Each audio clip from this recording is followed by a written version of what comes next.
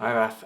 Right, okay, going to try and show you these upstands and the front window to give you a better idea of what I'm thinking, but obviously open to suggestions and changes. So regarding upstand, this is the gutter that you've been creating.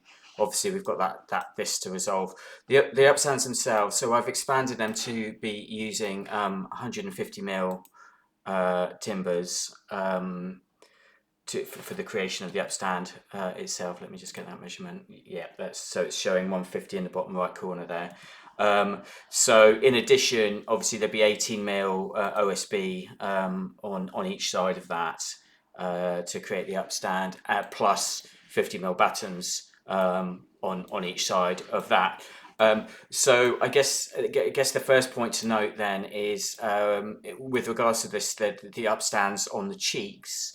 They do need to be set back 18 mil from the edge of the insulation, even though we're going to use the 150 mil timbers just to accommodate the OSB, so that can be continuous.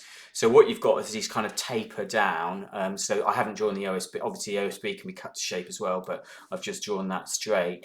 But that does mean that the 50 by 50s can kind of pass over and attach directly to the upstand there. And it's going to be the same on the front. They'd be set back 18 mil to accommodate the OSB, and the 50 by 50s can come up, and the same on that side. Right. Okay. So looking at the pitched area.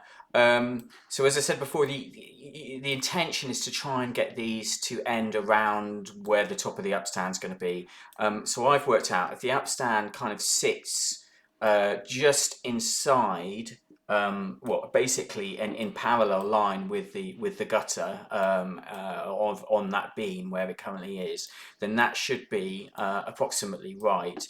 And I'm imagining that these battens would sit on a ledger, and they could have a piece of ply underneath them for rigidity, or not. I don't know what the best solution for that is, but it would be a big air gap in there if there wasn't. So if we did put a piece of ply in, we could potentially put a membrane on there, and maybe it wouldn't be such a big void. But you might have some suggestions regarding that.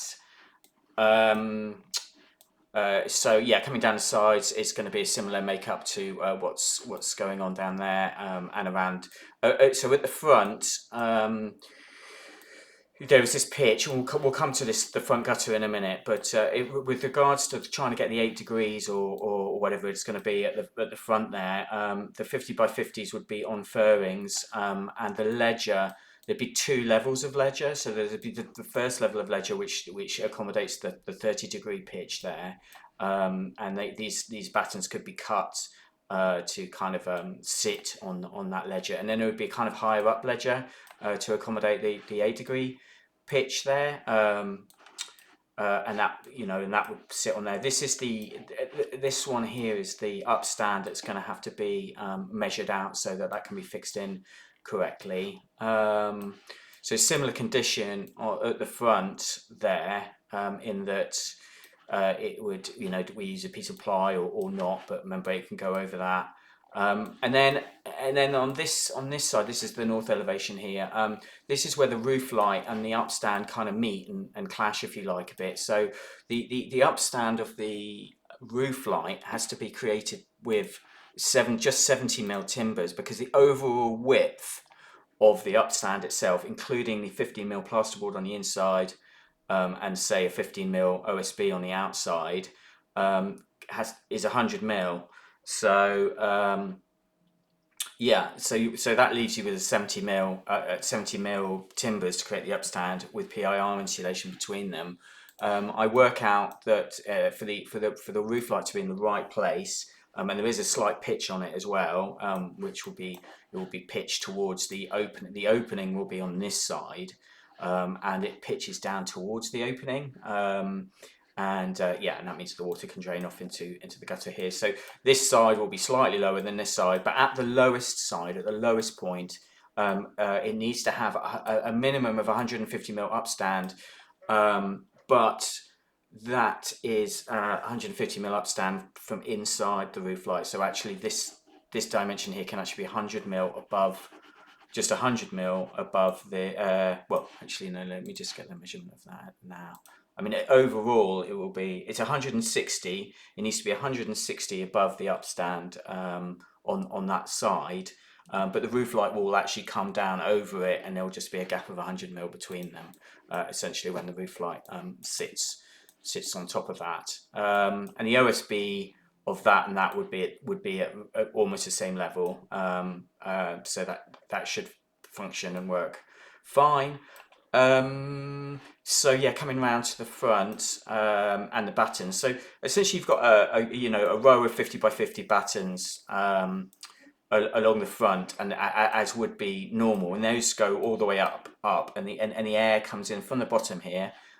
Through here, and then it can come up around there. This is the beginning of the construction of the gutter. So over the top of that, we need to put a piece of ply, 18 mil ply, over the top of these 50 by 50, first line of 50 by 50 battens, and that ply would stop 240 mil away from the top of the insulation there. So 240 mil down, that piece of ply would stop, and it goes from edge to edge, and then the roof deck goes on.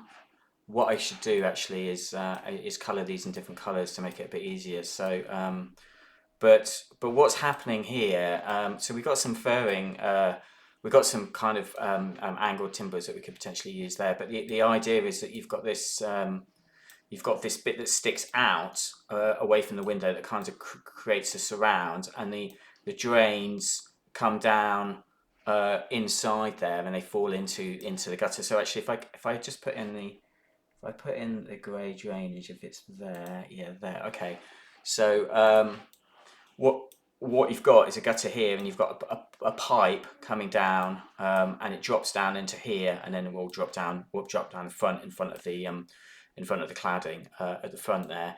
So a second set of battens. So let me get rid of the drainage and get rid of the roof deck.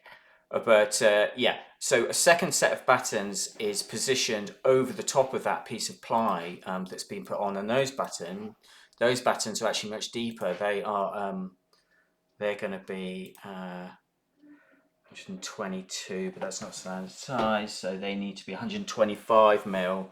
There'd be 125 mil timbers coming down the front, and then the sheathing, the deck would sit on top of that, but not over the full width of it. So it just sit over the top there. But we can talk through that. I can talk through that in more detail later on. I'm just going to stop the video there because it's going to be quite large otherwise.